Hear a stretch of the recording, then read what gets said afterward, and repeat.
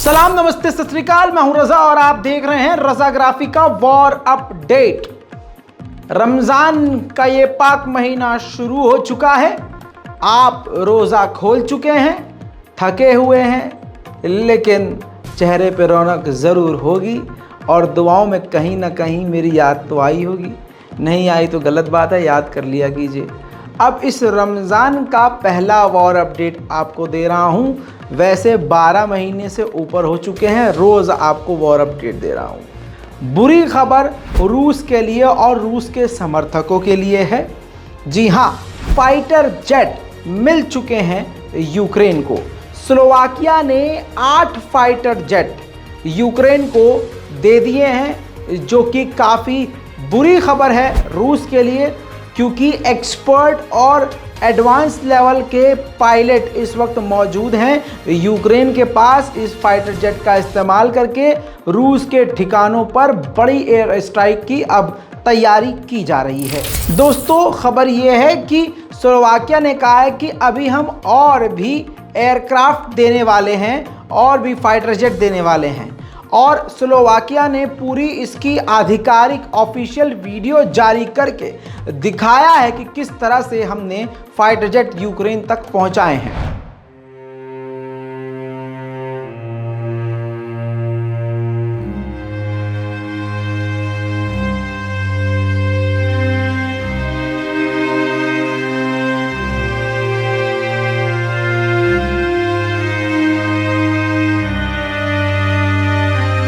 इसी के साथ अगली बड़ी खबर दोस्तों, दिमित्री, रूस के पूर्व प्रधानमंत्री और व्लादिमीर पुतिन के बेस्ट फ्रेंड, उनका ऐसा बयान आया है कि दुनिया हैरान है। उन्होंने कह दिया है कि इंटरनेशनल क्रिमिनल कोर्ट के वारंट के तहत दुनिया के किसी भी देश ने अगर गलती से भी व्लादिमीर पुतिन को गिरफ्तार किया, उस देश पर हम बम गिरा देंगे। जी हाँ, पूरी दुनिया को धमकी है। देखिए, इंटरनेशनल क्रिमिनल कोर्ट के वारंट के बाद दुनिया के आधे से ज़्यादा देशों में अब व्लादिमीर पुतिन गलती से भी नहीं जा सकते, क्योंकि वहाँ उनकी गिरफ्तारी हो जाएगी। ऐसे में दिमित्री का बयान आया है पूरी दुनिया के लिए, किसी भी देश ने अगर हमारे पुतिन को गिरफ्तार किया तो उस देश पर बम गिरा देंगे। बयान सुनिए। Они вдруг принимают вот такое решение в отношении главы нашего государства. А потом отдельные придурки, недоумки, типа министра юстиции Германии говорят, ну вот если он приедет, мы его арестуем. Вот он же юрист, вроде как, он понимает, что это значит? Вот представим себе, понятно, что это ситуация, которая не реализуется никогда, да? Но тем не менее, вот представим себе, что она реализовалась. Действующий глава ядерного государства приехал вот на территорию, допустим, Германии и подвергся аресту. Что это? Объявление войны Российской Федерации. И уже в этом случае все наши средства, ракетные и прочие, полетят в Бундестаг, в офис канцлера и так далее. Он понимает, что это казус белли, что это объявление वойны. तुरंत दोस्तों इस बयान के बाद हंगरी नरम पड़ गया है। वैसे हंगरी पहले से ही नरम है, बिल्कुल न्यूट्रल है। हंगरी ने क्लियर कट बयान दिया है कि हम इंटरनेशनल क्रिमिनल कोर्ट के अरेस्ट वारंट का पालन नहीं करेंगे, हम उसको नहीं मानेंगे और अपने देश में व्लादिमीर पुतिन को कभी गिरफ्तार नहीं करेंगे। दोस्तों, इसके अलावा एक बार फिर से इंटरनेशनल क्रिमिनल कोर्ट ने चिंता जताई है कि जिस प्रकार से रशिया खतरनाक बम मिसाइल, हाइपरसोनिक मिसाइल दागने की धमकी दे रहा है, इससे हालात और बिगड़ सकते हैं। वहीं जंग के इस खतरनाक मोड़ पर रूस ने जंग के बीच अंतरिक्ष में मिलिट्री सैटेलाइट सक्सेसफुली लॉन्च कर दी है।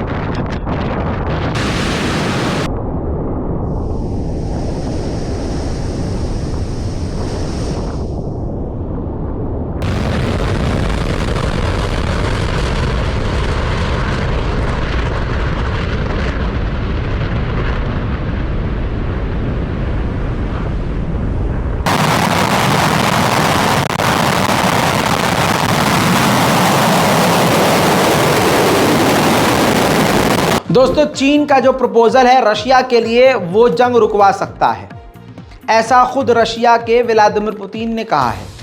लेकिन उन्होंने बीच में एक एड़ी लगा दी है। उन्होंने अड़ लगाते हुए कहा है कि ये तभी पॉसिबल होगा जब वेस्ट और कीव शांति चाहेंगे, वरना इस प्रपोजल से कोई फायदा नहीं होगा। दोस्तों, इसी के साथ अब बेल्जियम भी परेशान हो गया है। बेल्जियम ने साउथ अफ्रीका से कहा है कि रशिया से बातचीत करके जैसे तैसे इस जंग को ख़त्म करवाएं। उधर देखिए, चाइना ने नंगा कर दिया अमेरिका को। चाइना ने कहा कि हम जंग ख़त्म करवाना चाह रहे हैं, हम पीस टॉक कर रहे हैं। ऐसे में एक तरफ हम बात कर रहे हैं और दूसरी तरफ अमेरिका ने 350 मिलियन के हथियार यूक्रेन को फिर से दे दिए। तो दुनिया देखे कि कौन जंग रुकवाना चाहता है और कौन जंग करवाना चाहता है। उधर रूस के समर्थकों के लिए एक खुशी की खबर यह है कि ब्रिटेन ने खुद कंफर्म कर दिया है कि यूक्रेन के क्रीमिया के इलाके पर दोबारा से रशिया ने कब्जा पा लिया है। वहीं दूसरी तरफ खैरसन ओब्लास्ट के इलाके में यूक्रेन के प्रेसिडेंट ज़ेलेंस्की पहुंचे और वहां आम लोगों से मुलाकात करी। खैरसन ओब्लास्ट का ये वो इलाका है जहां अभी कुछ दिन पहले तक खतरनाक जंग चल रही थी और रूस हमले कर रहा था। खासकर ये वही इलाका है जिस इलाके को रशिया खुद छोड़कर पीछे चला गया था।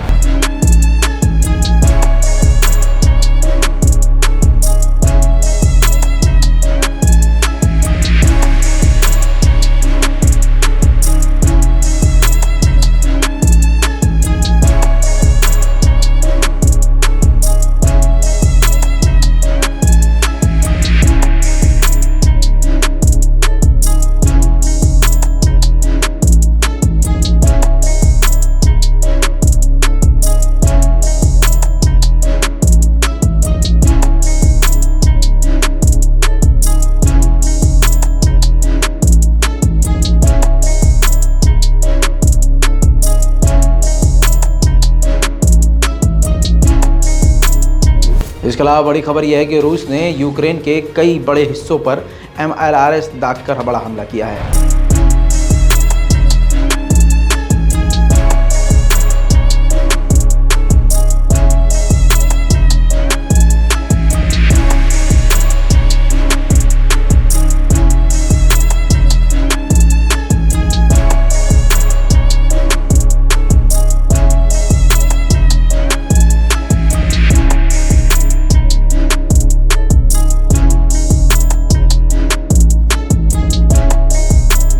वहीं यूक्रेन के 20,000 सैनिकों को ट्रेनिंग देने का टारगेट रखता है ब्रिटेन। ये बात खुद ब्रिटेन के सरकार के द्वारा कही गई है। लीजिए, बड़ी खबर आ गई है। नाटो के चीफ ने साफ साफ कह दिया है कि रशिया का कोई भी प्लान नहीं है जंग को ख़त्म करने का, पीस टॉक का। तो दुनिया तैयार हो जाए एक लंबे जंग के लिए। बातचीत करके, मना के, समझा के, जैसे तैसे, ऐसे या वैसे यूक्रेन बड़ी कामयाबी हासिल कर चुका है। यूक्रेन रूस के चंगुल से अपने सैकड़ों यूक्रेनियन बच्चों को छुड़ा कर ले आया है।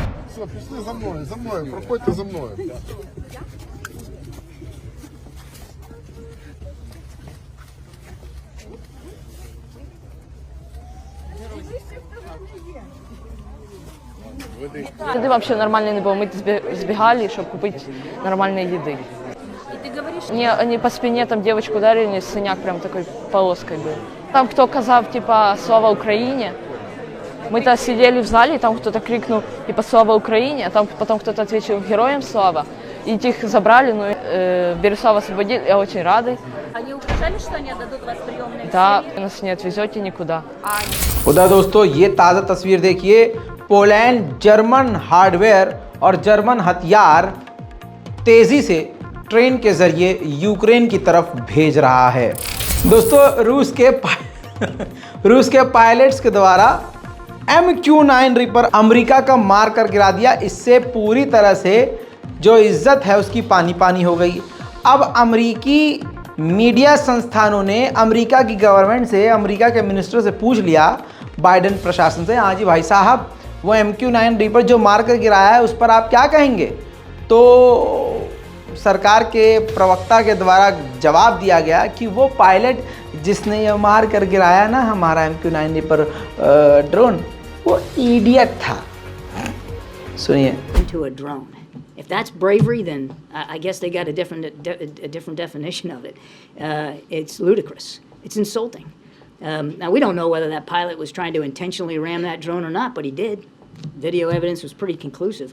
Either way, I mean, in the Navy I grew up in, you don't want to hit anything. Hitting anything's bad for you. So, like, I'm sorry. I got to throw the flag on this one. I have no clue why they would give a bravery award to a pilot who was at worst maliciously putting himself and U.S. property at great risk, and at best, just an idiot.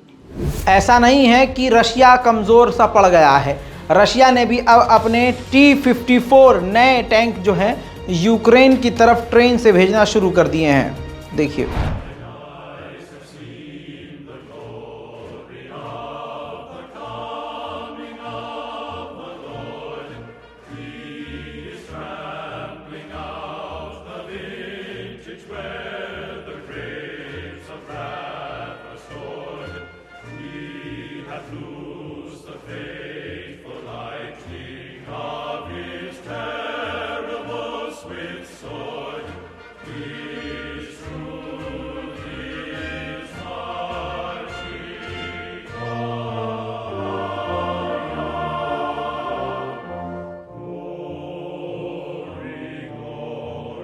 उधर Prince William जो Britain के Prince हैं वो इस वक्त Poland पहुंचे हुए हैं।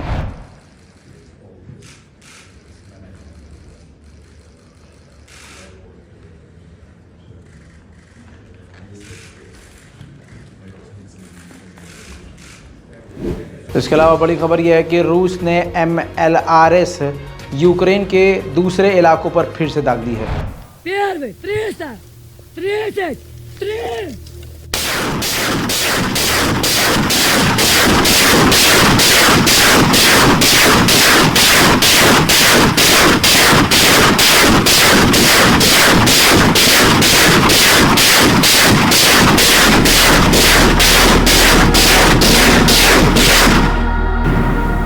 उधर दोस्तों, रशिया ने यूक्रेन की मिलिट्री साइट को ही उड़ा दिया है पूरी, और इसमें यूक्रेन का बड़ा नुकसान हुआ है।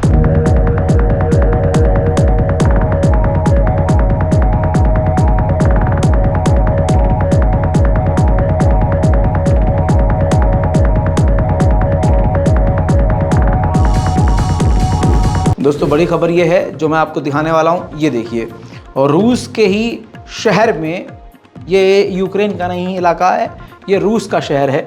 रूस के एक शहर में गाड़ी में बड़ा धमाका हो गया। वजह सामने नहीं आई है, लेकिन तस्वीर आपके सामने है। यूक्रेन ने ना सिर्फ रूस को निशाना बनाया, बल्कि वैगनर ग्रुप को भी निशाना बनाकर कई जगह वैगनर के लड़ाकुओं को बमबारी करके उड़ाया।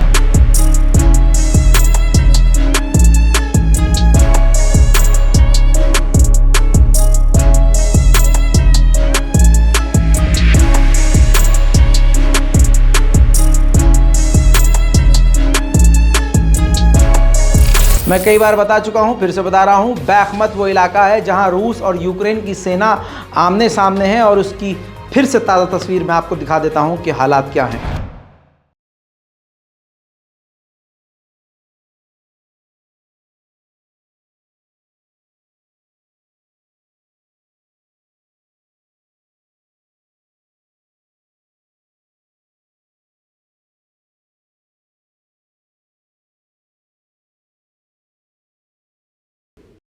बात हकीकत यह है कि यूक्रेन के सैनिक काफ़ी ज़्यादा ट्रेंड नज़र आ रहे हैं, और यूक्रेन के ये सैनिक रशिया पर भारी पड़ रहे हैं। समुद्र में भी तेज़ी से फिल्मी अंदाज में यूक्रेन के सैनिक गश्त कर रहे हैं।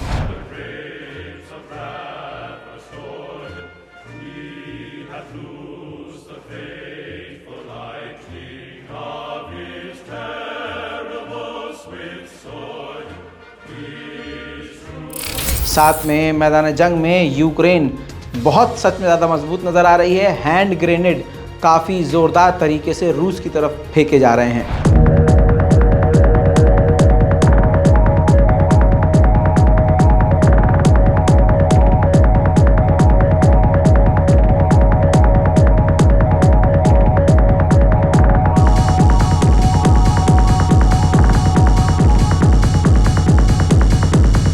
ये जंग कहाँ तक जाएगी किसी को नहीं पता।